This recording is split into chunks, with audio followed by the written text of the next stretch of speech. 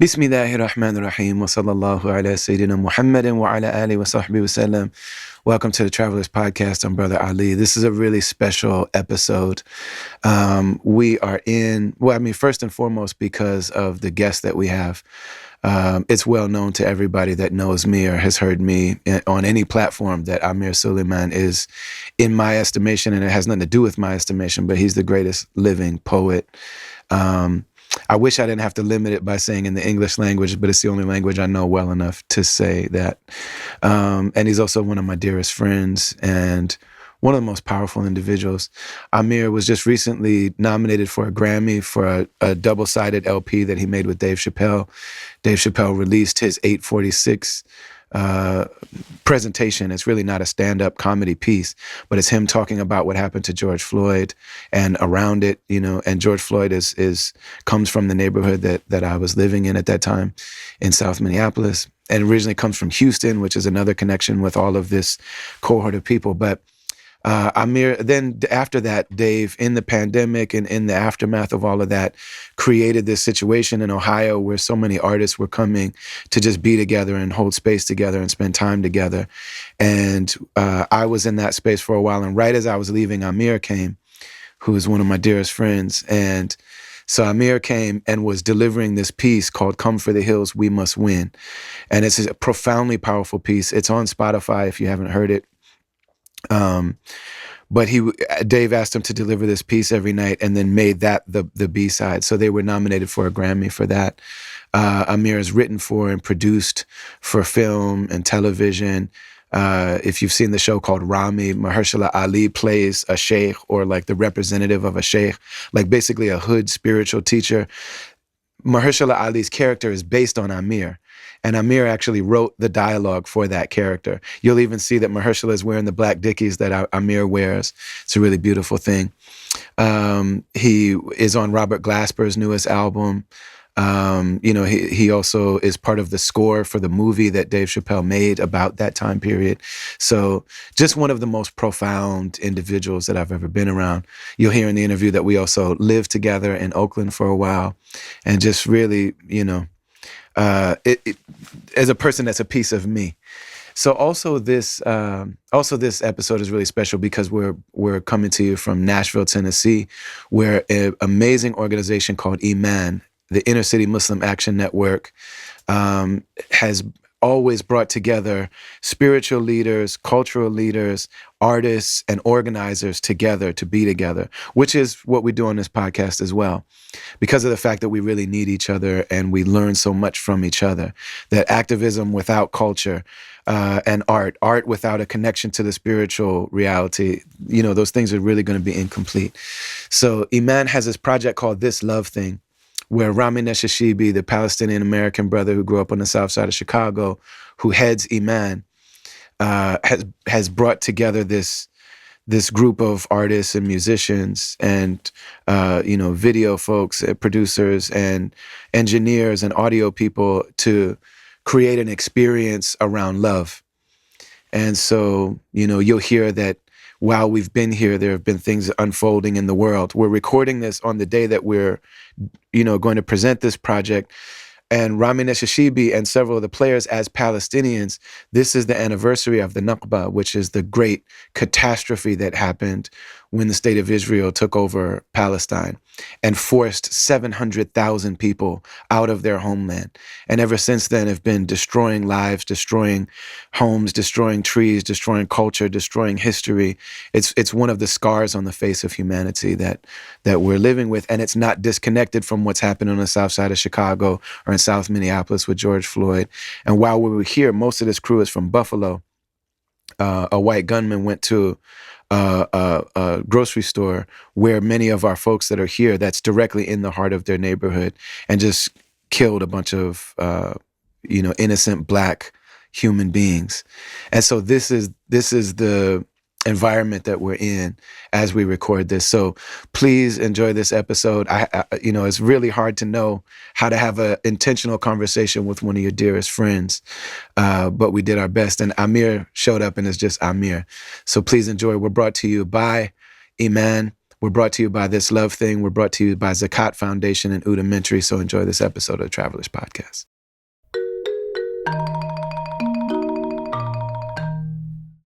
Ever since I knew that I wanted to have a podcast, like you're right, you already know that you were like right at the top of the list of people that wanted to have. So, alhamdulillah. And it's really dope and beautiful and fitting that we're doing this in Nashville with Iman. It's perfect, actually. Yeah.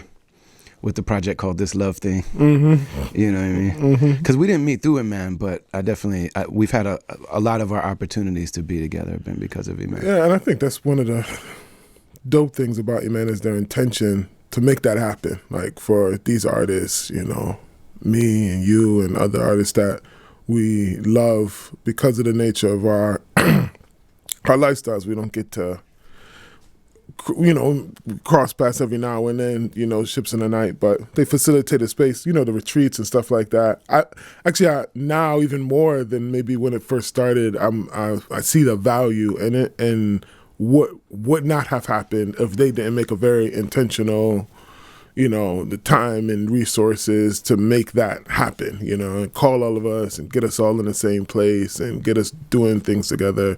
It's like when I think about you, I think about, you know, like Azhar and Mo, when I think about Maimuna, I think about Dre, I'm like, okay, like if it wasn't for Iman, how often have I seen them outside of something related to Iman? Right. And it'd be like, yeah, it would probably be 50%, 70% of the times that I've seen them over the last 5 years, you know, or maybe even more. It was facilitated by Iman. Yeah, man. Like I was just looking around at the room last night and just thinking to myself, like, okay, Qadir Latif, you know, each of us for what we do are probably, like, there's a case to be made that not based on, you know, outward success or impact or anything like that, but just like, take whoever, we were talking about this a little bit before, but like take whoever you think is the greatest at this thing, you know, take whatever like hood rapper that you got and have them sit or stand next to Qadir and they just both do their thing. Right. Like all things being equal, put the same beat on, let's do a sway situation and just see what's what. And then anybody with words in general, like put them next to you and like you're going to be their father. Like no matter who they are, how great they are, anybody that's singing, that's alive in this moment, I'm hard pressed to think of anybody that can touch Drea for the feeling that she, you know, evokes. And it's like, it's all like the apex predators of their genres, you know what I'm saying? All in one space. And we all really love each other, which is also a whole nother thing that's difficult to accomplish. You know what I'm saying? And there literally is not, it's not a challenge, or we don't have to be intentional about not bumping heads or having an ego thing or... Yeah, it's easy to take that for granted, man, because, with people, like you said, when you find people that talented, you know, oftentimes that comes with a heavy dose of egotism and, you know, of becoming very familiar with being treated in a certain kind of way and being in rooms with a certain, you know, but it's not even something we have to fend off. It's like just... I haven't felt this just light, and last night was not a light night. Right. Like we're recording this and most of the crew that's here with us and doing this record are from Buffalo. And there was just this, you know, this like feral white supremacist person went to a store, I guess, and shot up a lot of black people. And most of the crew that's with us right now are from Buffalo. Yeah, and that part of Buffalo, that's their neighborhood grocery store. That's their specific spot. And so, you know, Drea, who's really the musical director of this piece, last night was like, we were doing a full rehearsal and she said, I'm only going to do 1 or 2 of the songs and then I have to be done. And everybody was super respectful of that. And then we ended up doing hours. I lost track of time. But I know that was one of the most, like, watching what was happening with her last night was like looking at the Kaaba. It was like, you know, like all of this studying and praying and reading and doing the weird and doing all of this stuff and listening to and being with the mashayikh and all that stuff is really important. But I like, it was very clear that Allah was revealing to everybody in the room, but her specifically, because she stated like, my human vessel and my heart and everything is unable to do more than one thing. She said, I'm only doing this because I want to be respectful of everybody's time. Yeah. That people flew in to rehearse and be here. Right. But then she like really like Allah just revealed to her and spoke through her and revealed to all of us, man. So it was a heavy night. But the way that I felt afterwards, and still now, like, well, you know, I was just joking that one time, and I talked up on the podcast. I ate a weed brownie by accident one time, and it was just so nuts. And I woke up the next day like, man, okay, all right, it's over. I'm back to myself. And then after a few seconds, I realized like it's not over. And I felt that when I woke up today, like, man, I'm so happy I was in with dear, right? Like, and then I woke up today and I'm like, no, man, I'm still in it. Yeah, man. I did like, yeah, it's one of those things, you know, like that, like you said, the feeling was so heavy. And when she, you know, when Drea said, which everyone understood and no one questioned, like, I'm just going to do this one song and then we're going to rap. And for context, there was another, you know, hour and some change of rehearsal. We're going to run the whole show. Right. But instead she was like, I'm just going to do the first song and then we're going to call it a day. You know what I mean? So called it a night. And, you know, everyone was, you know, feeling that heaviness. Like you said, most of the people, you know, were from Buffalo and from that neighborhood in Buffalo. And what I had secretly hoped, because my song is the second song. And so I was like, man, you know, especially as they started going into it, and it's Drea and it's Maimuna, you know, and Phenom, and like, you know, and I was feeling like, man, I wish I could kind of have the opportunity to metabolize what I'm feeling, Right. and pour out, you know, in this place with these people. But of course, you know, Drea, like you said, is a musical director, and there was no way, or it wasn't even fitting to even suggest or to lean into that at all. So I was, we had to be 100% respectful of that. But as she keeps playing after the song, you know, and our sister gets up and starts dancing, and then I kind of shoot the glance to Drea, like, you know, and I saw her. Yeah, she's because she's the director. Yeah, that's and it. I also love when people in general, but especially black people and especially black women, just say it. What she wasn't asking anybody. Yeah, she was saying like, I'm gonna do one song and then I am done. Yeah, and it was just like, I really am a fan of that. Yeah, man. But then the fact that she felt moved. Yeah. And I mean, I feel like there were parts of those things that weren't scripted or planned. Oh yeah, or like 100%. Like, I mean, I feel like, honestly, I think this song that we did, which is, I don't know, maybe 3 minutes. I have one verse poem, and there's a hook on either side of that. And as far as the way it's recorded, that's it. I think this song must have gone on for half an hour. You know what I'm saying? Like, I wasn't keeping track of time. Yeah. But I was keeping track of like what was happening in my heart and in my body. Like, there were so many things that, like, you know, like, we're both Muslim. You've been Muslim your whole life. You know, and I've been Muslim since I was 15, but I've been in church. I've like been in black church, and I've experienced that. And then also outside of church, there's those moments of like creative power or like collective, like people healing and feeling together, and like what those experiences are. And how they're so, they touch the individual. Like, I individually am having a journey, and then Maimuna is here having one too. Yeah. And there's times where I'm like crying and rocking and like grunting and moaning, and then, you know what I'm saying? And then there's other times where I'm feeling serene, and then she's doing it, and then different people in the room are having their own thing, but it's also a very collective. Yeah. And it's like, man, this is what this music has always been. Right. You know, and it's one of the things that I'm like, if you don't have the context for what that is and what's happening to in the bodies of the people that are doing it, you should not do it. Yeah. It's a lie if you do it. Yeah. You're lying. It's because it's like such a truncated version that's really missing the reason. Yeah. No, it's you know, in the track I did on Robert Glasper's last album, you know, I use this phrasing, and I'm exploring that idea throughout the poem. It's like we don't play music, we pray music, you know, and it's this thing, and actually that was borrowed from Fela Kuti, which said, you know, don't play music. Music is a spiritual thing, you know? Yeah. And if you understand that, it can allow for amazing, miraculous things. And if you don't understand that, because the music still has its power, it can be dangerous, you know? It can be dangerous. Yes. Like they talk about, I wish I knew who said this, but talked about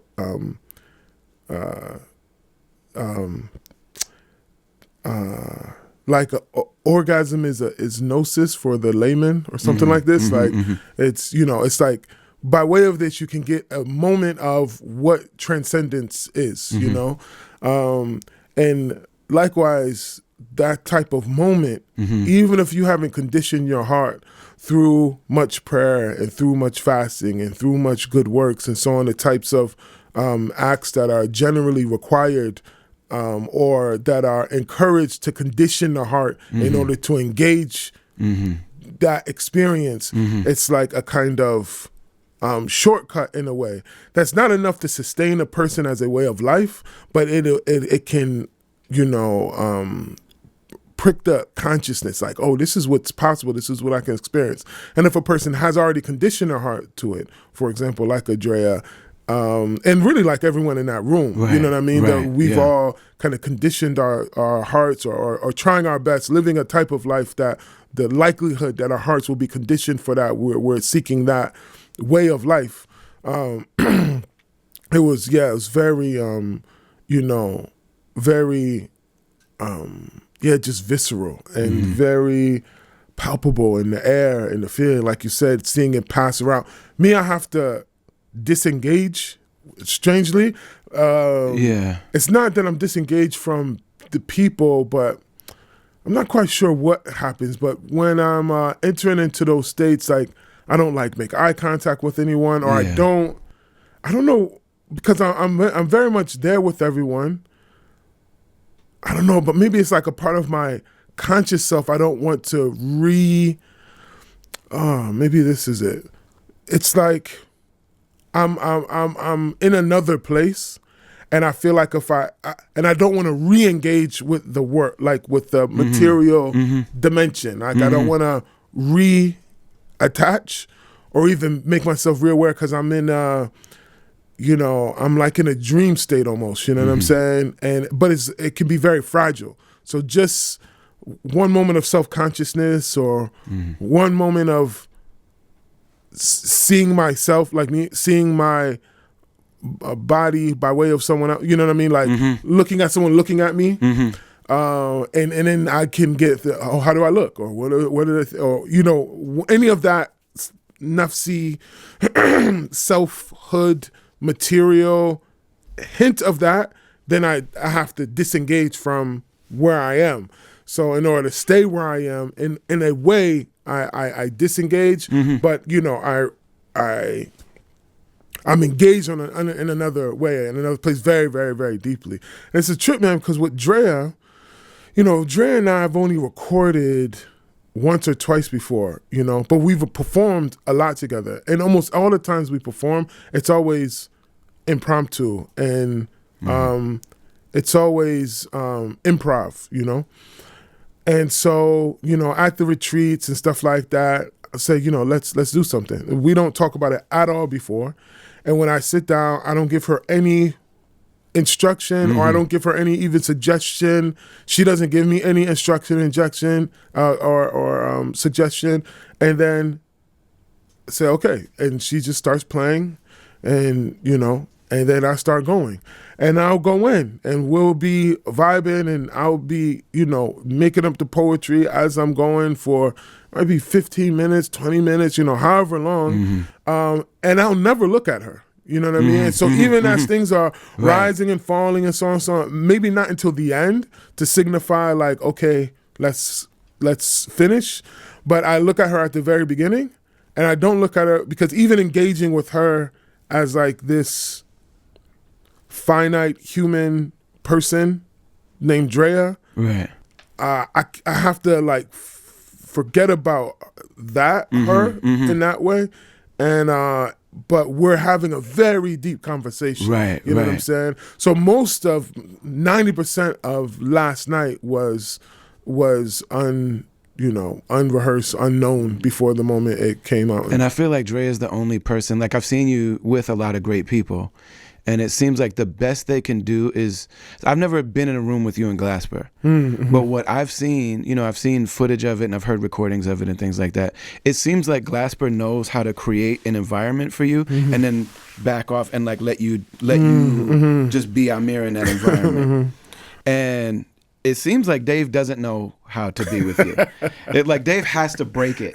Right. Dave has to make a fart joke or something. Dave has to do something to just be like, he's got to be the levity. Right. Like he can't, like he really wants you. He knows he needs what you're doing. Right. And like you described it as changing the weather. I'm gonna change the weather in that joint. Right. You know what I'm saying? And the odd thing is, usually the way I feel is like, like if he'll ask me to do something.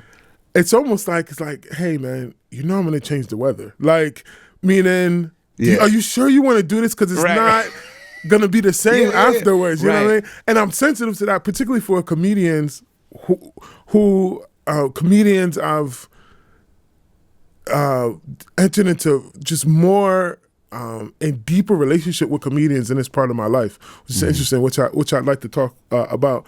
But yeah, so you saw the footage when we're in the Blue Note, Glasper and Dave, which is, I'm going to ask, how did you see that? How did you? Aida Rashid, who's been shout out on this show a couple times.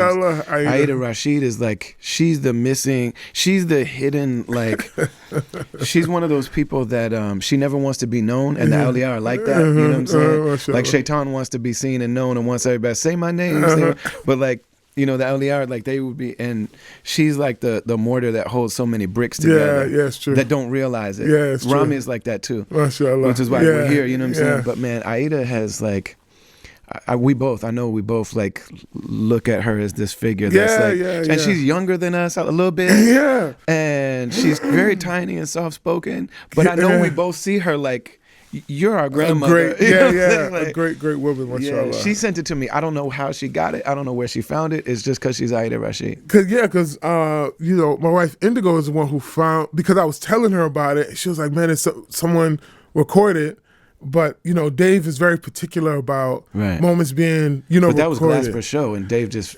it was all Dave was across the street at what do you call it? The underground, the Comedy Cellar. And Blue Note is right across the street, and so Dave just pops in, and so they're on stage playing music, talking, joking, and Glasper's a funny guy, as well. You know what I mean? He's I don't know him, but from following him, I know he's. It's so funny how I love how he gets in Common's behind, man. Like he doesn't let Common have a moment's peace, and somebody has to do that, right? Because Common he's so respected. Common is such a beautiful person, but there's times where it's kind of like, come on, man, show me Rashid sometimes, man. And but he will not do it. He's got a very like, I have to provide a positive image for. But when Glasper there, he's just like, man, you big head ass. You know what I mean? Like, it's dope. Yeah, man. And actually, the other night, because they were there for a few nights. Glass was there for a few nights, and actually one of the nights, Common was there. But so they called me on stage, Dave and Robert, and so we've done the Blue Note, when Glass was there before us a few times, and most of the time, well, I could think the last two times. I think I did like an improv thing as well, right? And but I was just such in a vibe. We've been hearing him play for the last hour. I was in such a zone, and and I'm like, yo, let's just do something. Let's make something right now, and and it was nice. So when I get on stage this time, he's like, yeah, let's make something up. I'm like, yo, that's not like for every time. Like I was in a certain state, what I'm saying? Right. But and he doesn't like whisper it to me, musicians. No, he said on the mic, hey, let's not do anything scripted. Let's just make something up. And for a jazz musician, that's very different than a poet who pours over. You've written one poem for 13 years. Yeah. Like one joint. It's your epic joint. Exactly. Yeah, man. Yeah, man. That's not always the thing. Because Rashid can do it. Common can do it. Yeah. He's that type of MC. You know what I mean? But it's not even with him. And even with great freestylers that have it, like his freestyling is not going to be his songs. Right. Like, man, give me some common songs too. Right. We can have fun and play around, but yeah, give me some of the joints. Yeah. So, and Dave is there, and, so anyway, start going into this piece. And there's been this phrase, this line that's been rolling around in my mind for a long time. And I felt like, damn, this should be a poem, but I hadn't cracked the code on it yet, and so, he's playing the music and everyone is starting to settle down. Everyone is quiet and he's playing and my eyes are closed and I'm trying to find the vibe to, and then I say the first line, you will be someone's ancestor, act accordingly. And then Dave, who's sitting down like side stage, but he has a mic, and he says, I can't remember what he says. It's like, oh shit, yeah. No pressure. And he goes, I'm sorry, man, I'm just messing around. I know. So then everybody laughs, I laugh, Blasper laughs, but you just audience. found the That's way what I'm in. saying. You're like, oh, this is what we're doing. Right. You will be somebody's ancestor. Act accordingly, and you hear people go, "Whoa!" You heard that go through the people, and then Dave's like, "Nope." So he cuts it. Yeah, he cuts it, and we all laugh, whatever. And and like you said, in those moments when you find, it's rare enough to have that good, freestyle session. But then when you find it, for it to break it and come back to is even more rare. Right. You know what I'm saying? So I'm like, oh wow, okay, So, but alhamdulillah ended up being very, very beautiful, and we ended up, engaging beautifully. But, poets and comedians often share the same space, like on the ground level, meaning like at open mics and stuff like that. A lot of times poets and comics share the same venues, share the same bills. Like a comedian will host a poetry night, or poets will host a comedy night. Like, for example, in Chicago, dear sister Emerald Green, she does a lot of that programming. And, this brother named Chris and Abyss in Atlanta, who used to have this live poet society, and a lot of times poetry and comedy clubs or comedians hosting poetry nights. So, and this is actually one of the things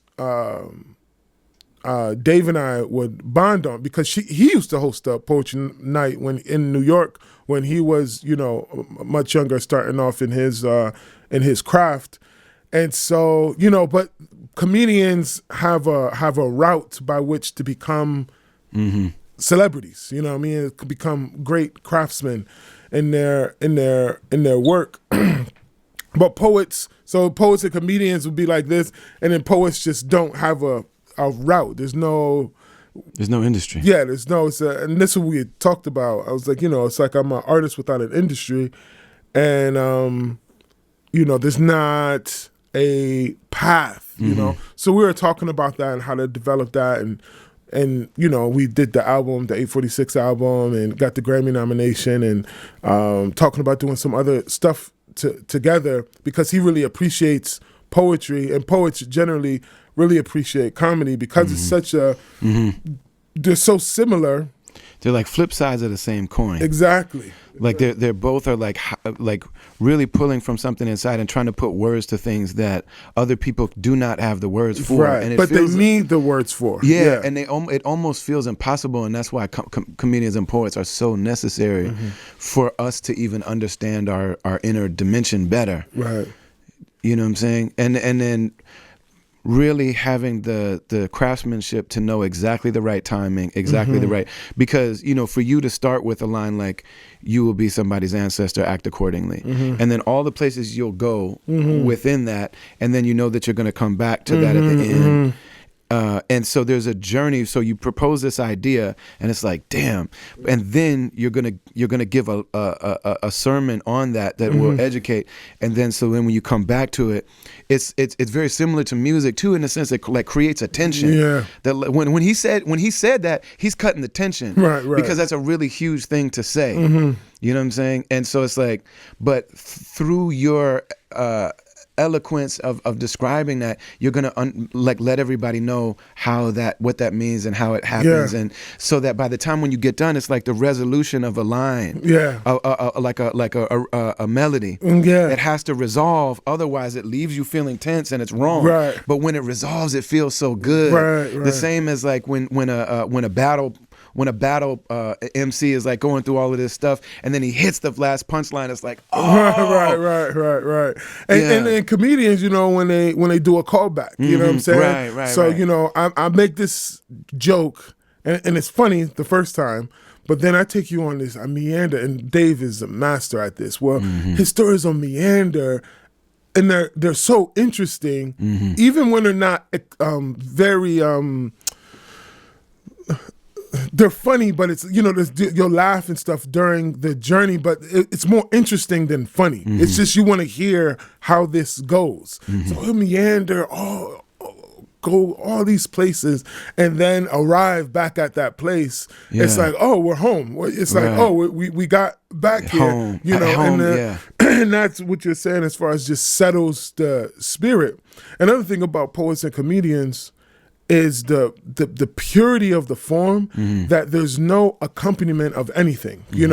There's no I mean, every once in a while someone will maybe have a screen, like Hassan Minhaj had the for Homecoming King, he had this kind of thing going on stage, or maybe here and there may be some things, but Kevin did a thing with pyrotechnics. Exactly. Of course he did. You know what I mean? Yeah, which was a joke in and of itself. Right. And so it's just a guy, just a person on stage with their words and their minds and their heart, and the minds and hearts and ears of the people. And so it's pure, no matter how big you get. Even when you're Dave Chappelle and you're not at the Hollywood Bowl, sold out Hollywood Bowl for 4 nights, and there's 20,000 people out in front of you, you're just a guy on an empty stage, with a mic, maybe a mic stand, maybe a stool for your maybe drink. A wall to lean on. There's not even many things to do with your body. That's what I mean. With a rapper, there's all kind of stuff. You could grab your private parts. You can do different parts, especially the way where we come from. Right. You know what I mean? You can jump, you can run back and forth, you can. But there's none of that. And the way that you use that is part of the art form. Right. You know what I'm saying? Like the way that, like, Chris Rock is a really great example of pacing and this almost like attack. It's an assault. Right. Like, let me go shoot the people over here. Let me shoot you over here. Right. And that's what I'm saying. So it's just talking. It's just the bilinguals that people use for talking. And and so in my life now, I would say, I don't know, maybe in the last 5 years or so, my life is full of comedians, man. Like, Rami, as I write and produced it on his show, and, my relationship with Dave, and then by way of Dave, relationship with Donnell or Jon Stewart, for example. With Azhar and Mo, which, Mo is the one who called me to come to Ohio to, really Mo is the connector and really all of that, to tell you the truth, because Mo is the one who connected me with Dave, although Dave was familiar with my work, but he's the one that actually brought us together. And, same for me. And Rami as well, Azhar and Mo, we crossed paths in the Bay, a few summers ago. It was one of those things like, yo, you're here, oh, wow, so we got up and went to, get food, and we ended up meeting Habib, you know what I'm saying? SubhanAllah. No, we all love him so much and can't never one of us say his last name. I know. Habib, Alhamdulillah. Alhamdulillah, guys. Right. Alhamdulillah, that's his guys. new last name. Habib, Alhamdulillah, guys. Alhamdulillah, I'm gonna guys. smash your boy, guys. I'm gonna smash your boy, guys. So we met him. It was just one of those adventures, on the road. Anyway, when they went, because the next day they were going to LA to work on the show, and so I happened to come up in conversation also with Mahershala as well, who was on that season. And anyway, like comedians have in my personal life and in my professional life, really profound in my professional life, actually. The Grammy was by way of, Dave, the project with Dave, and, so just a lot of that. And so watching comedians work, not just on the stage, but how they craft, how they craft what they do, is so fascinating to really me. is. And it's one of the, because I've always had an affinity with MCs. I always felt the natural affinity with MCs and the similarities. We're first cousins. Yeah, exactly. Or we're you know what I mean? yeah. And so, but with comedians, it's like, yeah, there's a similarity. But this is a strange thing though, because I think about when I'm doing poetry at a hip hop environment, and when I'm doing poetry in a comic environment. That both of them, it's like, yeah, this works, but I'm always a pivot or a surprise or a strange thing. I haven't really, of course, I've done poetry and poetry events, but the largest events that I do, when I did Soundset, when you invited me to Soundset, what was that, like 2018, 17, 18, something like that? Soundset was 30,000 that year. Yeah, you know what I'm saying? So so people aren't there to hear me personally. They don't. You came out at the at Berkeley Bowl too. Remember you spit at Berkeley Bowl? Oh yeah, that's right. Yeah, that's right. Yeah, that's Yeah. right. Wow, I forgot about that. Yeah. I forgot about that until this moment. Yeah. And so, it's like I'm always, in knowing what I have to deliver, that like the weather's going to change in here because one, they're not expecting what I'm going to do. Most of them probably have never heard what, not just Amir, but what I'm about to do, the genre even, they're not even aware of, probably. Right. And so it's always a strange, this is just occurring to me now, how many of some of the largest performances I've ever done in my life for my whole career have always been in front of people that didn't sign up for it, that they weren't, you know what I mean? Right. It's just like you're gonna get this work whether you want it or not. And I was like, man, I wonder what They've it'll all be been captive like. audiences that came for some other reason. And getting surprised and like blindsided by this guy, And alhamdulillah, I've gone comfortable in that. And so I do it. But I was like, man, what will it be like to do something like that with people who are primed and excited and ready to hear what I do? I haven't had that experience yet, but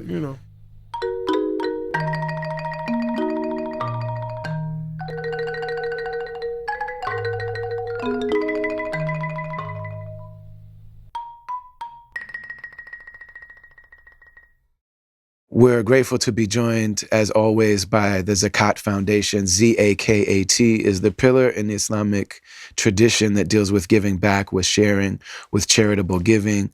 And the Zakat Foundation operates all over the world, wherever people are. It's a Muslim-led organization, but they don't only serve Muslims, and they don't use their charitable work to proselytize, which is also it's always so whack to me. When people are like, hey, do you want some food or some, you know what I mean? You want to go to school? Okay, but you got to join our religion, you know what I mean? Serving humanity just for the fact that it's an honor to do so. Zakat Foundation also has people on the ground of the cultures where they work that are directing the work. So, so when they're in West Africa, in Senegal, there are the people that are on the ground are making sure that it's done with respect and with high quality and done in a way that's actually helpful. It's done with the knowledge that the people that are experiencing the challenges, those are the experts. And so there's not this like savior complex of people coming in doing charity work. So if you head to Zakat, Z-A-K-A-T U-S, that's their social media. You can also head to their website, the Zakat Foundation. I'm saying that also I know those people and I know the organizers. And I know that when serious questions come up, they are open to explore that stuff. Whenever you try to do something good, there are mistakes, there are bumps along the way, and sometimes you end up causing harm unintentionally. And most charity organizations that I've experienced that with, when I try to talk to them about it, they protect their bottom line, they protect their budget, they protect their hierarchy, they protect their reputation. The conversations I've had with the Zakat Foundation, if I bring something to them, they've already considered it. In their orphan program, they said, we're not going to show you pictures of the orphans and let you choose because it's not a dating app. And people are racist and they're going to choose lighter skinned children. And when they removed that option to do that, they noticed a huge, and for them to say that like ruffled feathers in the orphan service community, because they're like, are you saying that we might be racist? And they're like, yeah, the world is ruled by white supremacy. People without even knowing it are going to choose white kids or lighter kids. These are people that I mess with and I rock with, so I couldn't endorse them more highly. They've been sponsors and supporters from the beginning of this podcast. So check out the Zakat Foundation.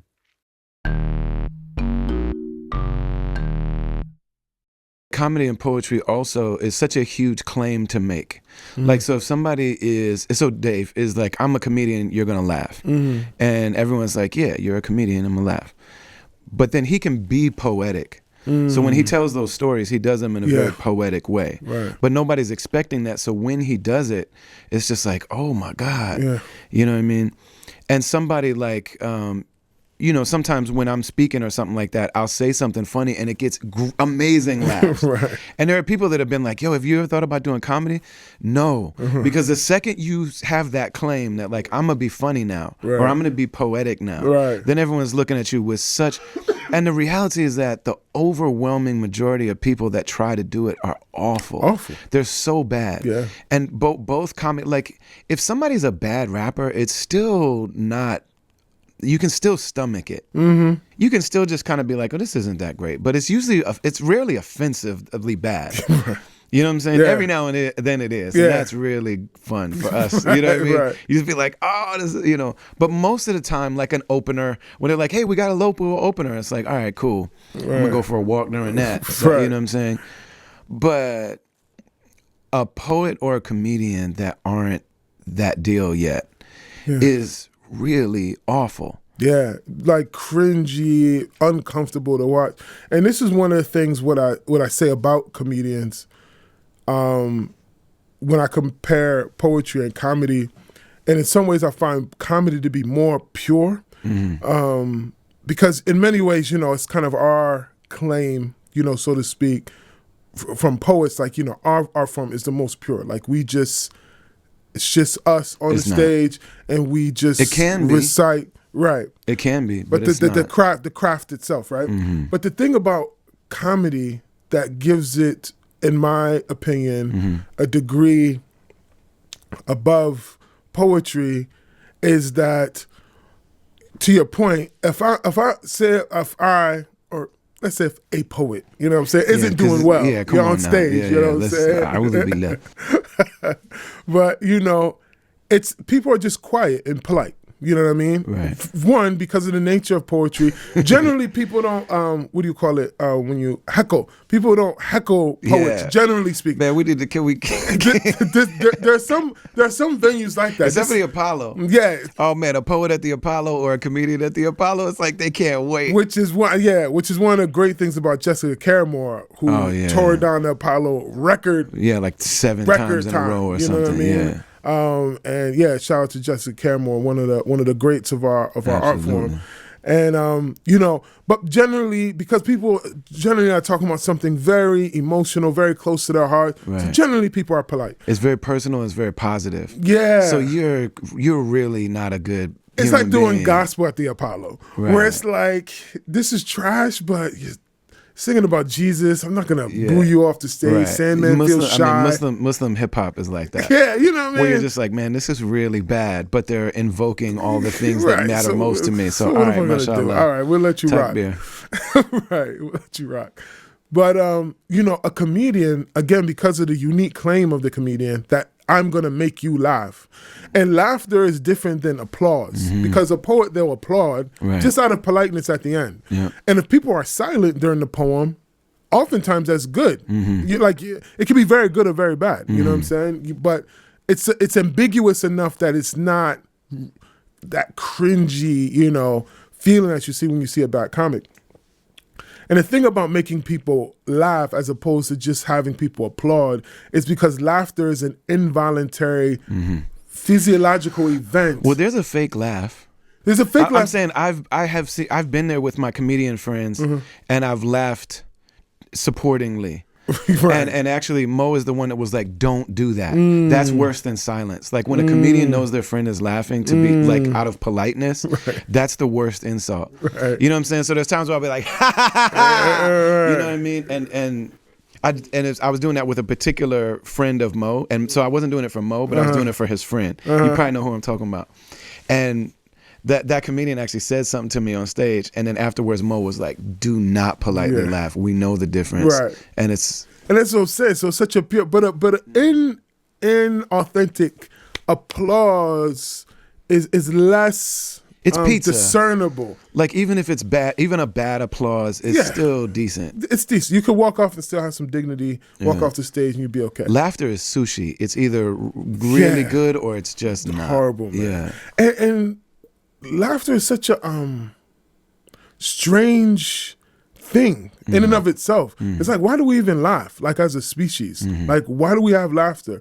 Why I hear something that engages my mind in an interesting way, and then my diaphragm has this involuntary motion, and the muscles in my face stretch and expose my teeth. I'm beside myself, meaning I sometimes you can't stop the smile, or you can't stop the laughter. Like, what is that for? I don't even understand what it's for. You know, and it's uniquely human. That's what I mean. It's like, why? And so to be able to elicit into force, really, that involuntary physiological anatomical response out of a person, it's like so it's pure in the way that the reaction that a comedian gets isn't contrived. It's not pretend. It's not polite. With the few exceptions of like what you were doing with Mo's friend. You know what I'm saying? So it's like I've come to respect that. I already had a deep respect for it, but now being in the backstage and seeing how the sausage is made, so to speak, and hearing them talk to each other about jokes and about language and about how to make this thing funnier. Like this turn or this addition or this omission of, and it's like, man, there's a lot of tinkering.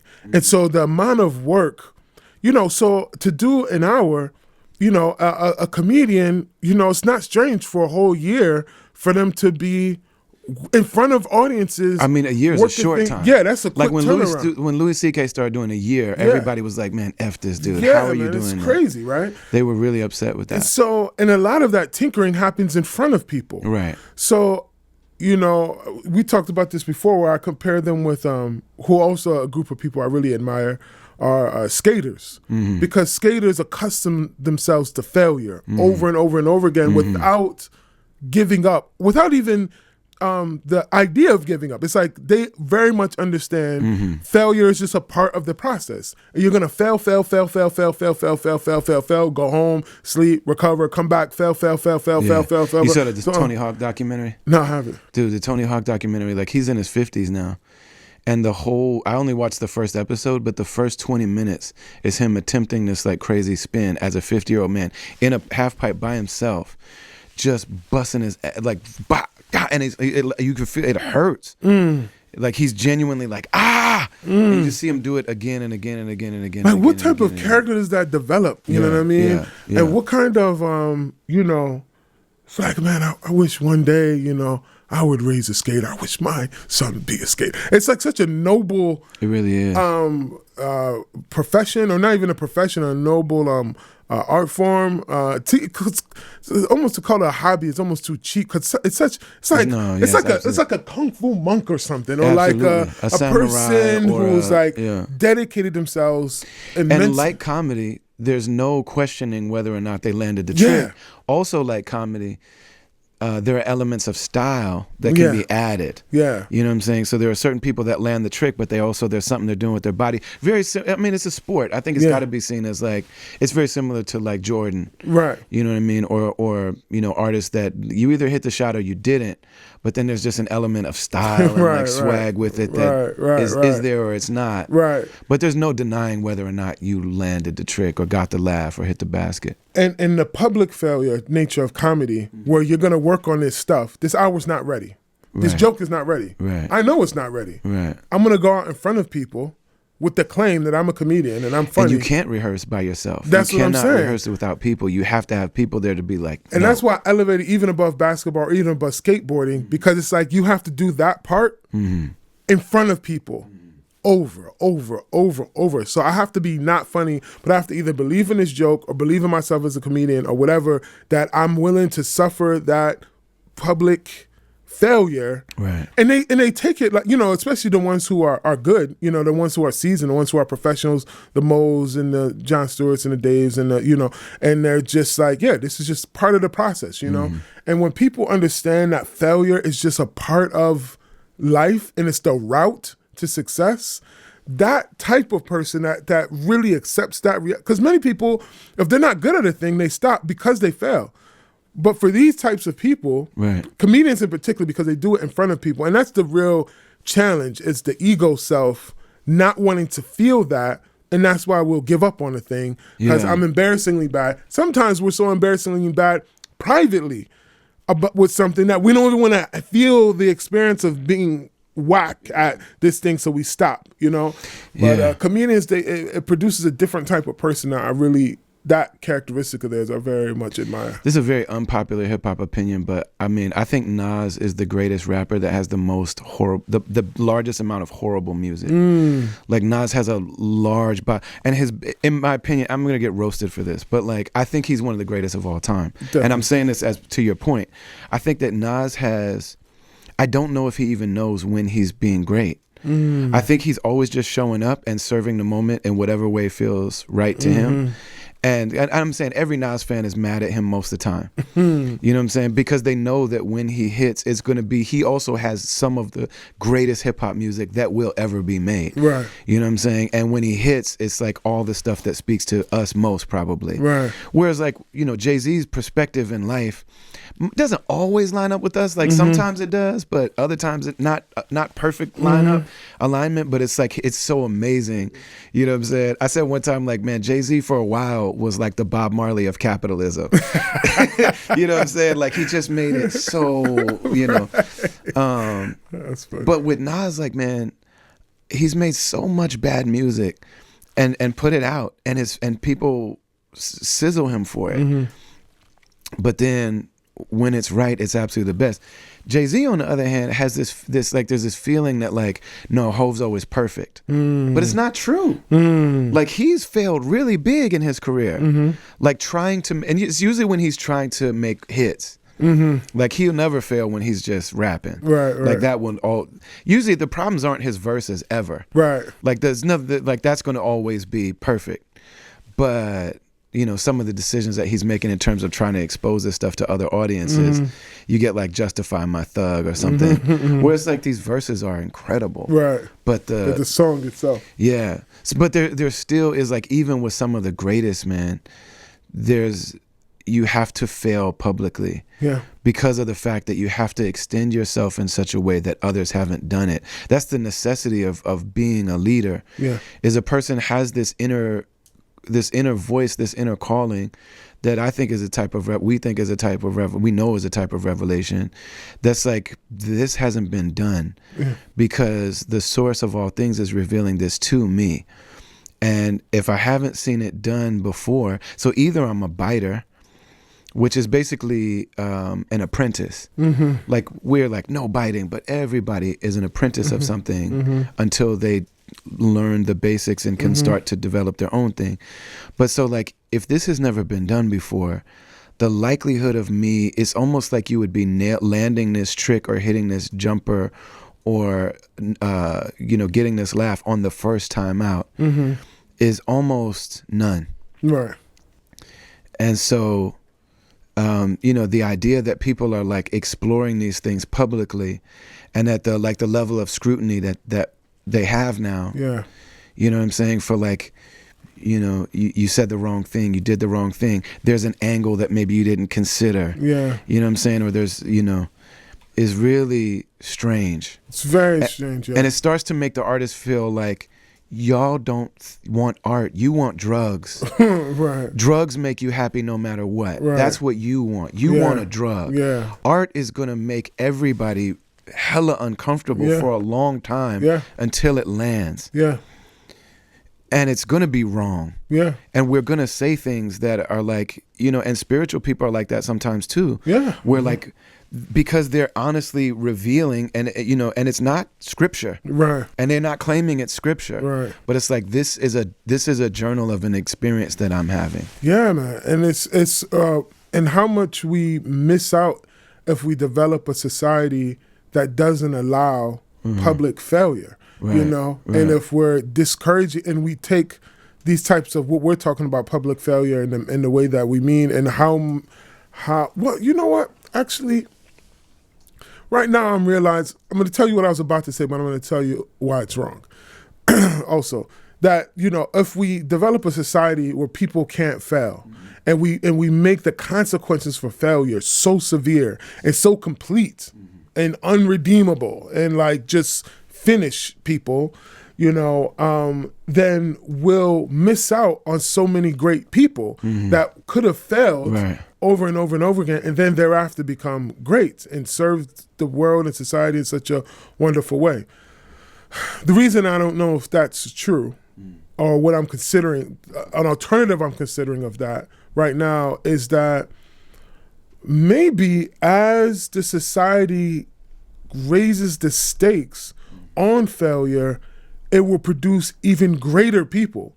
Meaning the people who will make it through at this point. Up in the ante to the point where I'm going to be the devil in the eyes of the public if I, And the willingness to still do.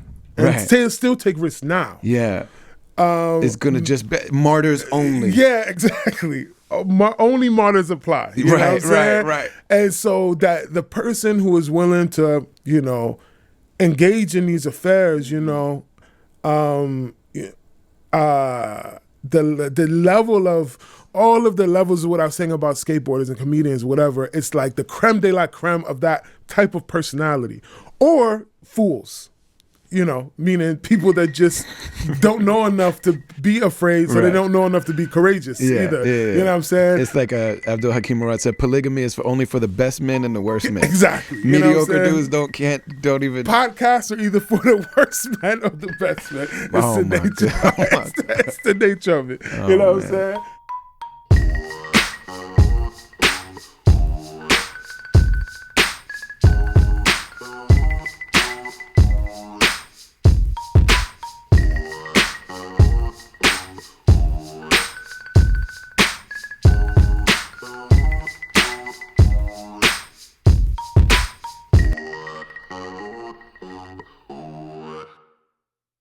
Really blessed to, throughout my career, be in partnership and community with the beautiful people at Iman, IMAN, Inner City Muslim Action Network.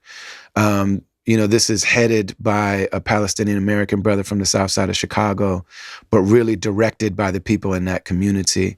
And their work is just so expansive. If I could talk about some of their programs, they have a joint called the Green Reentry, where, men, particularly black men, in prison, we read the new Jim Crow, you realize like this is a structural reality to make sure that as many black men as possible go to prison and are still legally enslaved in this country. And then when people come out, the chances to actually succeed are by design almost nothing. The idea is that there's recidivism and all this kind of stuff, this revolving door of prison, that once somebody's in the system, it's almost impossible. One of the main reasons is because it's difficult to live a dignified life financially.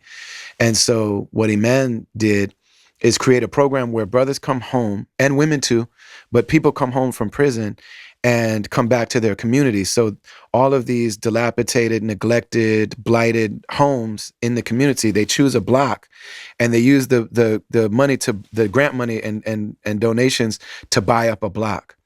And then the people coming home learn the trades and the skills to rehab at the homes. And then usually those folks end up buying those homes and living in a community, so that this block that was dangerous, got boarded up houses where people are experiencing nightmares, they turn it into a revived community. And then also a lot of these folks end up owning their own businesses in the trades.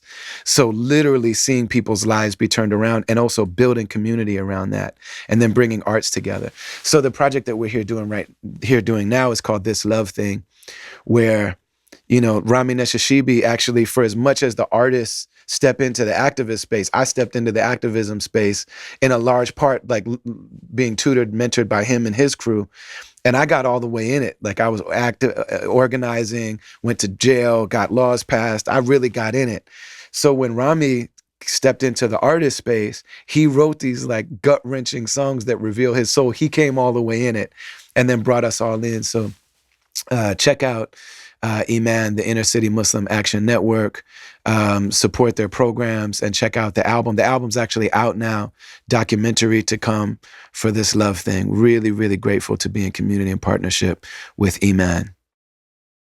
A new sponsor for this podcast is a product that I use. I've used for a long time. It's something that, I'm so happy to spread the word about, which is Oud, or Oud, O-U-D. Oud is a particular, people have started to really embrace burning sage and burning things like Palo Santo and incense and things, because of the reality that for us to really, clear space, set the intention, set the energy, create a vibe, allow for healing and wholeness, that it's got to be a holistic thing that includes all of our senses. It's got to be a somatic thing. And also those things do have power. Oud is something that's been used throughout time, and it's much more, it's rare, but it's extremely powerful.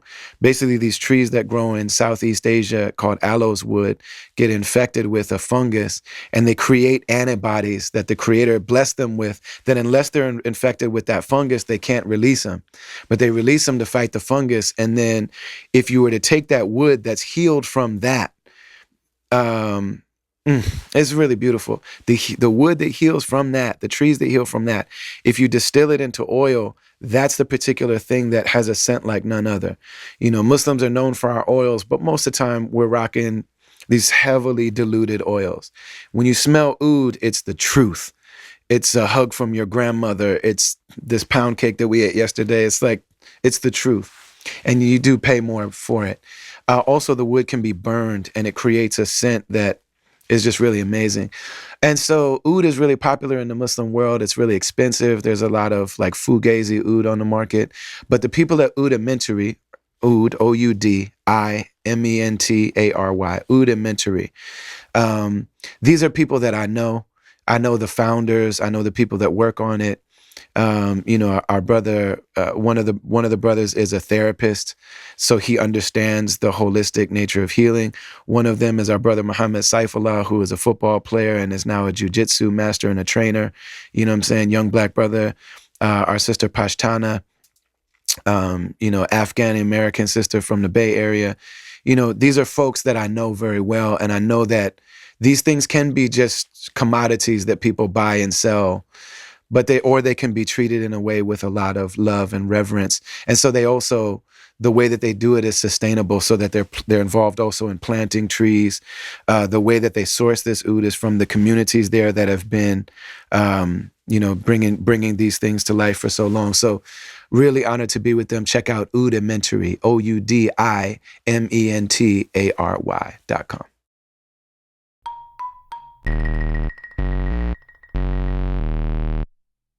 I know a lot of like really, truly great people, and like this Iman thing that we're at for this love thing, we're all marksmen. Like we are all very powerful, special people. So Phenom is probably, I've known a lot of great freestylers. I know Idea, I know Supernatural, I know MC Juice, I know Peace, and Allahumma Salli Muhammad, and Micah 9. Like I know these people. You know what I'm saying? Man, Phenom is very special. like the ability to sing, and but also because most of these freestylers can go all over the place, but Phenom he can give a Thematic, lecture, yeah. a thematic lecture where literally every word is on topic. Yeah. And then if he brings something in, he's going to make it a double entendre that lands. Yeah. He's very special. We're all very special, and a lot of the people that I've known are truly great, but you know, I was close with Sean Price. I was close with, you know, MF Doom and like these people, but we're all just a little bit out of the spotlight. It's very rare that the great ones are also in the spotlight. Dave is an example of that. Jay-Z is an example of that. You know what I'm saying? There are those rare few, but most of us are right outside the spotlight. And then most of those people that I know, I see their art and their art is amazing. But to know the person is really interesting because, and this is very true with you, where I witness you and like we've lived together. It's very strange that like so much, and I'm hoping we can get to this too, but like so much of your music is born out of pain, or so much of your work is born out of a very deep and resounding pain. And Allah put me in a place where I know something about that and wasn't looking for it, and I never heard you never told me about it. Like I just got a window into it. Was like, oh, you've been suffering this whole time, that you know. So you witness the person, and you know that there's like an ocean there. For most artists, their art is just the breeze off the ocean, and then you get to personally witness the ocean. But for the truly great ones, and I think you're the greatest example of this, is that all of the things that are going on inside you, and when you're saying that you were quiet yesterday, or you were disengaged, when I was moaning and Maimuna was crying, and like people, you know what I'm saying? And you're quiet, but I'm like, I know there's a universe. There's like universes going on inside there. But when you're on the mic, and Dave has said this too about himself, but like when you're on the mic, I feel like that's the only time that it can really ever come out. Yeah. Yeah. And you said in your thing, like you went to in Iran and like saw the for Karbala and the people. It's like a holiday about crying and mourning, and you were saying like, I can't cry. I never saw my father cry. Like if I cry, I'm worried that if I cried, I might never stop and I might flood the earth. But in that moment when you're birthing what you've been given, it really feels like this is the only way that this could ever come out. I don't know if it could come out in life, and could anybody handle it? Could you handle it? Yeah. You know, it's I think about, you know, like my poems, for example, like We Must Win, or some of these more intense poems that I have. But the same thing with the love poems and all of that, but it's just more visceral, obvious for those more intense, you know, poems that, you know what it reminds me of? It reminds me in the Avengers when, I can't remember which Avengers this was. I think it was actually the first Avengers. And where Loki is attacking the Earth, and there's that hole that opens up in the sky, and the aliens come to conquer Earth or whatever, and so the Avengers fend them off. I've never seen any of these movies. Oh yeah. These. I mean, you already know. Yeah. You're a movie dude. I forgot. So you know, there's a point where they're waiting for Bruce Banner to show up, you know, because they need help to fight off. The showdown is happening. It's like, yo, where's the Hulk, right? So they're waiting for him. And this is good because most people probably know this scene, but you don't know the scene, so it's good that I'm describing it to you. It's a movie thing I wouldn't understand. It's a movie thing, right? And I hope I describe it right. So, you know, but he went off because he's having all kind of internal conflict between the Hulk and Bruce Banner. So he's like, the Hulk is destructive and so on and so forth. And so he wants nothing to do with the Hulk. And that's, in this film, this is his dilemma, you know, as a character. And so then the last minute, right before the showdown happens, Bruce Banner shows up on his motorcycle, and these huge aliens are coming down the New York street, and they're, you know, about to engage, right? And so it's like, okay, so he gets off his bike and he starts walking towards the aliens, these huge monsters, right? And so Captain America's like, now would be a good time to get angry, because that's how he turns into the Hulk, is when he gets angry. And he turns to him and says, for all the Marvel heads out there, I might misquote this exactly, but you'll get the point, that, he says, that's my secret. He's like, I'm always angry. And then he changes into the Hulk, right? Wow, yeah. So, when I'm on stage and I do what I do, the reality is that's my default setting. Right. That's really how I am all the time. Yeah. I've socialized myself because no one can be around that. Like, a marriage can't function like that. Friendships, family, I can't raise children in that state because it's unbearable. And so only on a stage can that. You have not cleaned up your toys. I know, right? By God, you have not cleaned up your toys. No one can, but people in that context can handle it. It's like you go, everyone loves to go to the zoo to see the lion.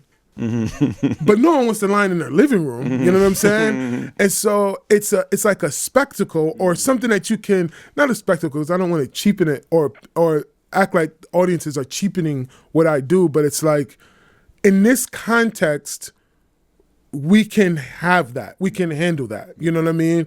But because when you're on stage, you're kind of, I don't know if this is the right way to say it, but it's like, you're almost a little dehumanized. Like, you're not a person. You're like an idea. You know what I mean? You're like a character in a film. You know what I mean? So when you're on stage, and that's why sometimes when people meet the artists and what they are, they're confused almost. It's like, oh wait, you're this on stage, but this in person, or you feel this way on stage, but you feel this way in person.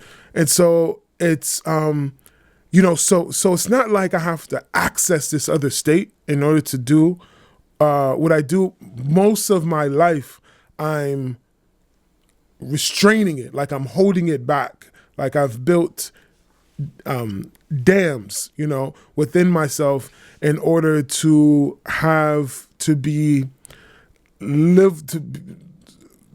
be able to be around. You know what I mean? Like I wouldn't. I'm in my default setting. I'm unbearable. Like it's very hard to be with me, to be in an intimate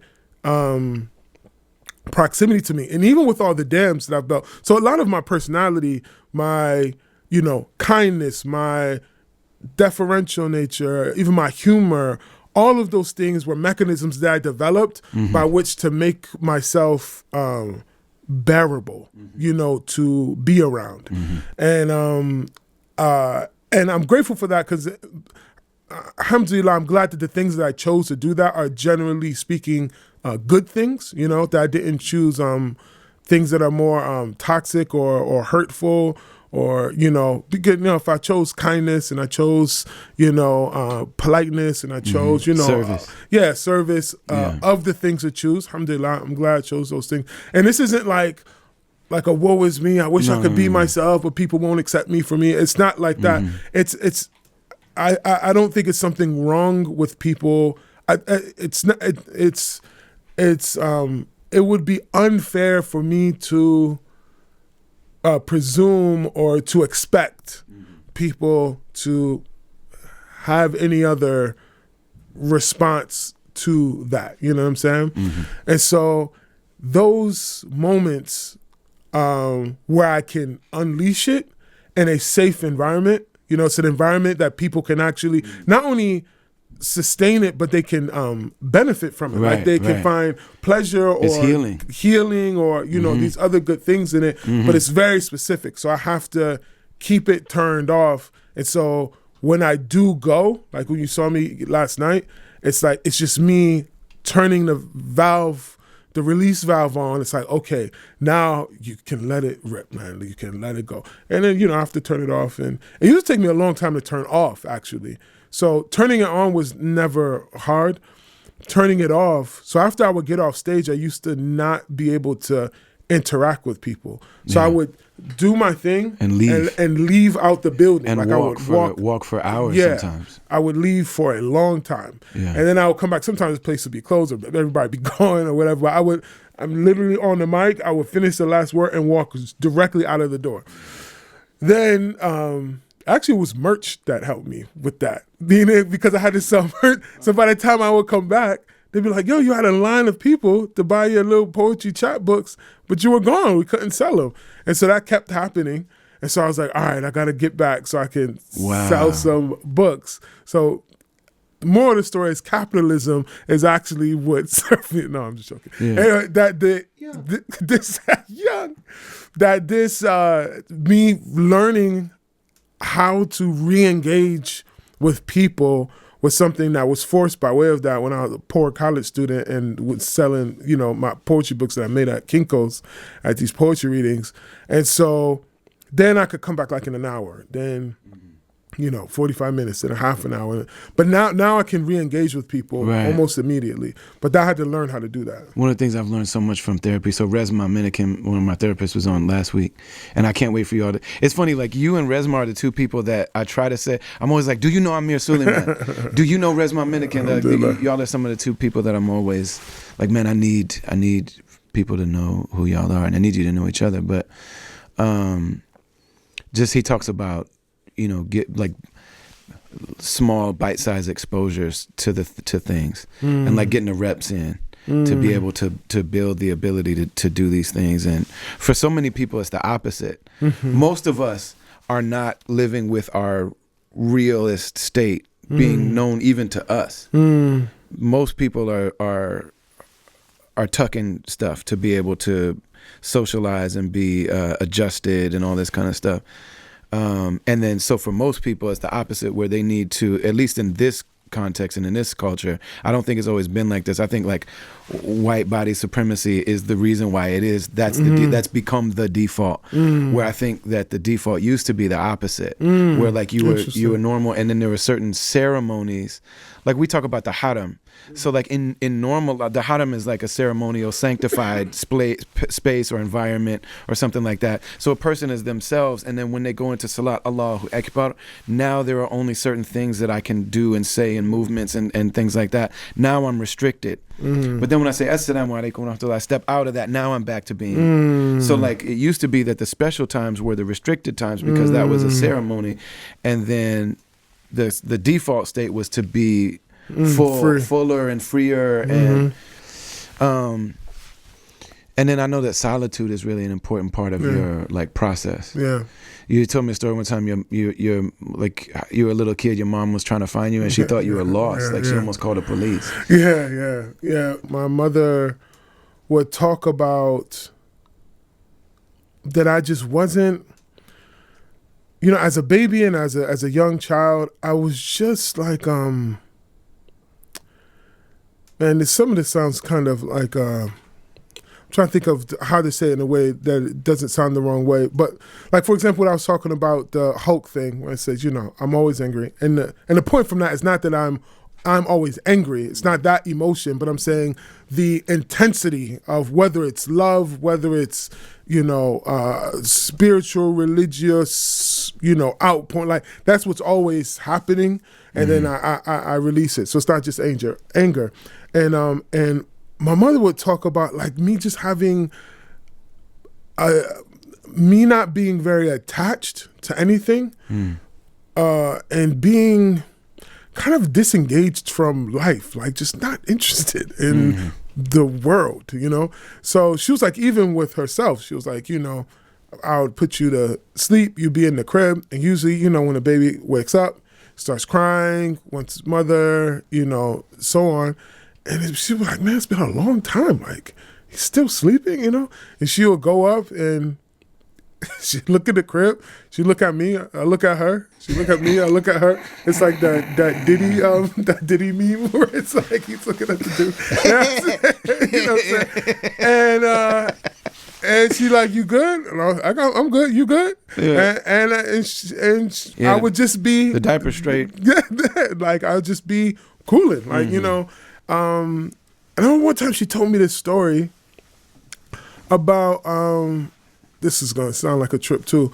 We were in the car driving, and I must have been maybe like 4 years old, something like that. And we almost got in a car accident. So she's driving, hit the brakes and screech and, whatever, but we didn't get in the accident. I was in the front seat. This was before car seats and all of that. But, she put her 80s. hand on that was the car seat. This, right. The mom car seat, right. And so she's, breathing and she's like, it was really a close call. And then, we get back on the road, we're driving for a while. And she was like, yeah, you were quiet. And then you said, Ma, I thought we were going to die.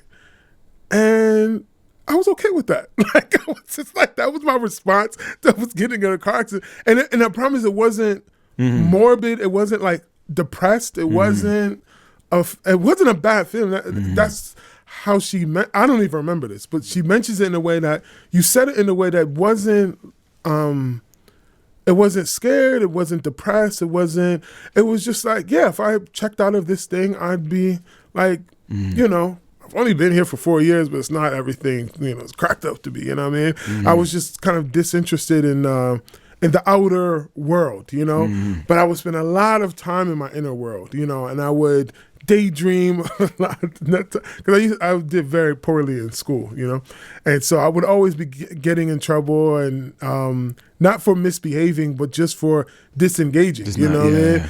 And I remember my mother talks about a time that another time because I would always get in trouble, I would always get grounded, and so I was really trying to make an attempt, and then I must have probably been I don't know, 7 or 8 by now, or maybe 9 or 10 or something. And I was like, Ma, I was in the classroom. I was really focusing and I was listening to the teacher and I had my notes out and I had my pencil. And then I was on an adventure. And I don't know what happened. And then I come back and the class is over. You know what I'm saying? And I was like, I just have a tendency to very much prefer my inner life to my outer life, And it was just the way it's always been. Yeah. But obviously that's ripe for for an artist. She almost called the police one time because she thought you were missing. Oh, that was the time. Yeah, so I would like fall asleep in strange places. That was another thing. My relationship with time and that type of thing is very sleeping, strange. Eating. Yeah, man. Yeah, man. There's no schedule. And so I would when we were at the warehouse, there's times where it would be like 5 a.m. or no, I mean like 3. Right. And I would hear you stirring. I'd be like, hey man, I'm gonna go. So it's like, it's 4 o'clock in the morning and we're in Oakland. Right. And it's like my first meal of the day. And it's like the fact that everybody else is sleeping. Right. And you're just like, yeah, but this is when I woke up and I feel like I'm going to go walk and maybe, right. You know what I'm saying? Right. Make a bite. Yeah, it's always been my way, and yeah, so I would like fall asleep in these weird places, like behind the couch or whatever. I don't know why. I would just like tuck myself into some little place. And so I was under the dining room table and fell asleep. My mother was looking for me. She had the neighbors out. She went to the neighbors.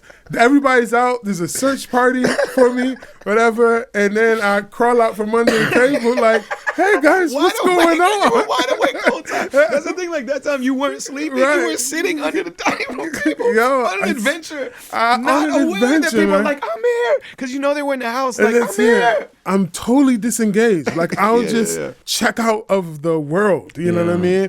And I'm very much entertained and interested and fascinated by my inner world. And that's what that's like my native land. Like that's where I'm like in this world I'm like an immigrant. Right. Like that world is like where I really spend most of my time. And so being a poet or being an artist that works well, you know what I mean? But so then again, like I said, so when I'm outside of that, I feel like a visitor, all the time. I always feel like I'm when you're in a different country and you're like, everything here is a little weird. Yeah. Like, not really sure how does somebody wash clothes in a place like this? And I have to like translate, And I think everyone has this experience to some degree. Obviously, everyone has an inner world and outer world. But from what I've at least observed, I just spend more time and just have more interest and more satisfaction with being in that world. One time you went for like a 5-hour walk, and I'm not exaggerating. People will think that I'm exaggerating, but there's times where you will walk for a full work shift. Yeah, man. And you know, and that's without all any necessarily place. So like we were trying to reach you because we were calling you and you weren't answering your phone, but it was ringing. So it's like the phone's not dead because your phone be dead a lot. Like there's also times where like his phone's dead. Right. And I do the same thing. Like, man, Cy Rock, when we were on tour, she would always be like, let me see your phone before I would go do something. And I would have to show her, and she'd be like, charge your phone first. I'm like, all right. But we were calling you, and it was ringing. So it's like, his phone is on, and you didn't answer your phone for hours, and we were like worried. Yeah. And then you came back in, and you were like, hey, assalamu alaikum. And we're like, walaikum salam, are you good? And you're like, yeah, I just went for a walk. I was like, where's your phone? And you were like, oh. Like in that moment, you were gone 5 hours and didn't know you didn't have your phone. Yeah, like I won't even be listening to music. No. You know, sometimes I do, but you know, yeah, I was just and like again, when I was a kid, I used to get in trouble. Like I would say, hey ma, I'm gonna go to the corner store or I'm gonna go to, you know, and I'll be gone, and it'll get dark. I'll be gone for hours. And then I'll come back again, like, so like I'll like come home. Like it's all like, good. What's because wrong? Everybody else notices that something out of the ordinary happened, and you don't. You literally walked in at like 10 at night. Yeah. Been gone since like noon. Yeah. And how's everybody doing? And then she'd be like, we're all still awake because we're trying to figure out if you're okay.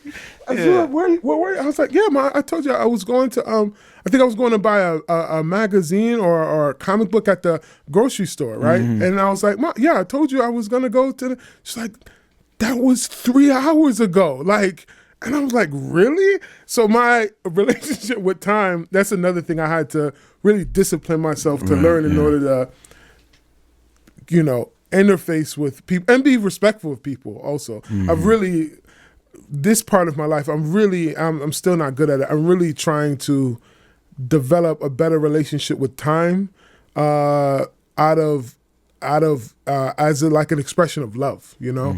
Because my orientation around time is totally wonky. And so something I'm thinking I've been gone for 15 minutes, you know what I mean? It'll be 3 hours or 4 hours. I was like, really? You know, I check into this inner world that time and space don't mean the same thing. And then I pop out back to this world, and it's like Interstellar or something, you know what I mean? Like it's a trip. Yeah. Usually we ask people if there's anything that they want to let people know that they're doing. Is there any of that you want to do? Do you care to do it? Do you? I don't even know what it would be. You know, just excited about making music again, you know, and poetry and music, and so working on that stuff, and you know, movies and television, which is, you know, over the last few years has become it's always been a dream of mine, but now it's, you know, I'm actually in a space to write and produce stories, which is something I'm really, really interested in, which is a whole nother podcast, my beliefs around storytelling and, you know, so they'll see those things whenever they manifest, but there's not one thing in particular. But I'm very grateful, man, to be here with you. It's really difficult to. This was kind of challenging because of the fact that usually we do this for days. Like usually our schedule determines when it starts and when it stops, and in between that, it will just be not, you know, steady. So even just the thought that like everybody here has got stuff to do and things like that, you know, it's a really, and I knew that would be, normally when I'm still learning how to do this. It feels like it's on my first tour. Like when I went on my first tour, I'm like, I know I can be ill, but I know I'm not yet. And then I went on the first tour with Atmosphere and did, you know, 65 shows in a row. And by the end of it, it was like, all right, now nobody can. So, you know what I mean? So then when I went on tour with Rakim, it's like, yeah, I'm ready for that. Yeah. You know those are the reps, like we were talking about, you know, just putting in the reps. But, you know, you're preconditioned, I think, from the work, from your personality and the work that you already do. You're preconditioned to be able to enter into this form, you know, at a high level, you know what I mean? Yeah. I usually have a exit joint. So like no matter where we go, this is where I'm gonna bring it back, and then this is where I'm gonna leave it. And I just couldn't figure one out for you. We'll just do another one. We'll do Other than, you know, and another thing that I do sometimes is get very heavy and deep and emotional at the end, you know what I'm saying? Because most of the people that I talk to, I think Jane Elliott was the only person I had never met so far yet. That was our first time talking. Oh, wow. And she threatened to beat me and quote unquote jump my bones. There was one part where she's like, I was like, are you looking for something to hit me with? And she's like, yes, I'm going to hit you with this book. And I'm just like, this is amazing. And then at the end, I was like, yeah, I'm going to come. I was like, you know, she was like, you can come to my house if you want. And I was like, oh, I'll cut your grass. I'll do so-and-so. And she's tough. But like we had this conversation. She's like, I'm going to warn you. And I asked her, do you want us to take that part out? And she was like, no. If you come to my house wearing Old Spice cologne, I might jump your bones. And I just started dying laughing. I turned bright red, and she says, now look at the magic of words. I just turned an albino to a man of color. You are now pink. Like, golly. So I didn't know her. And then me and Ilhan Omar had only like been in the same community. We never like really, you know what I mean? But most of the people I talk to are like people I've been, you know, dear friends with. So, I mean, you know that your presence is medicine for me. Alhamdulillah. You know what I mean? And you are one of the people that I feel most myself when you're just even knowing you're in the world, even if I'm not necessarily with you. You know what I mean? Like I just feel so comfortable and safe and encouraged, and it feels like all the stuff that I've always wondered, like, am I crazy? You know what I mean? Am I crazy? So when you do what you do, it's like I don't know if with you, I don't know if it's a question, but with myself, I don't think I've given myself the same permission to acknowledge some of the things that you're, you know, but so when you're doing what you're doing on stage, but also just witnessing you and just being in proximity to you makes me feel like I'm not crazy. Alhamdulillah. You know what I mean? I'm grateful, and this is the beauty of companionship, you know, and that's what I'm grateful. I mean, not just for this podcast, but just for our friendship, and where, you know, sharing a interior world, you know, that's what like intimacy is, you know. And so like I feel that deep intimacy with you, that we share an interior world. So when I think about that self, that world, you know, it's like you're in it, you know what I mean? You're not part of the outer world, you know what I mean? And that's mashallah, the beauty of, you know, of real brotherhood, of real intimacy, you know. Yeah. So we can be okay as long as we can say we'll do it again. Yeah, let's do it again. Alhamdulillah. اللهم صل على سيدنا محمد الفاتح لما أغلق وخاتم لما سبق. This is wrong, please. الهادي إلى صراطك المستقيم وعلى آله حق قدره ومقداره العظيم. سبحان ربك رب العزة عما يصفون وسلام على المرسلين والحمد لله رب العالمين. اللهم آمين. الحمد لله. I love you, man. I love you, brother. Alhamdulillah.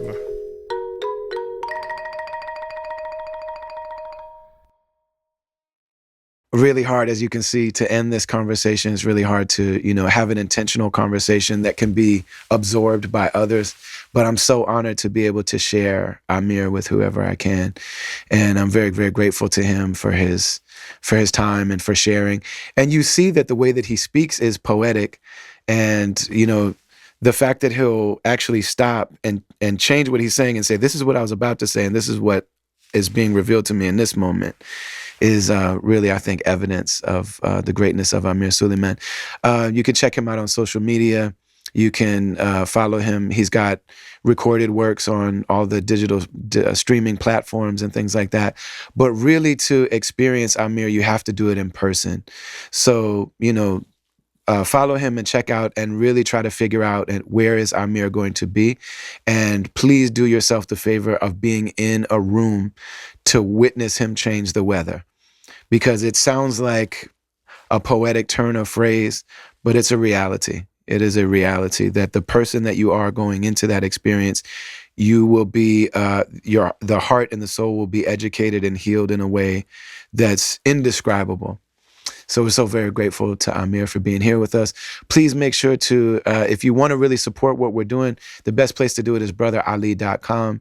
You can join the caravan, you can sign the mailing list, all the music and the merch and all that stuff is there.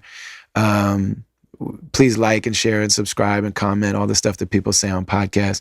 Special shout out to Rami and the whole team at Iman. to Taqi and to Sadia and to Binta and to Alia Bilal and to their whole crew. Special thanks to all of them. Special thanks to the folks here that are recording us, because this really isn't part of their job and they're just being so dope to do it. We'll put all of their information in the show notes and on the screen as well. Special thanks to Amna Mirza, Mansour Panawala, Darian Washington, DJ Last Word. Travelers Podcast is produced by Brendan Kelly, aka BK1, and is a production of Travelers Media. Peace be upon you. Assalamu alaikum wa rahmatullahi wa barakatuh.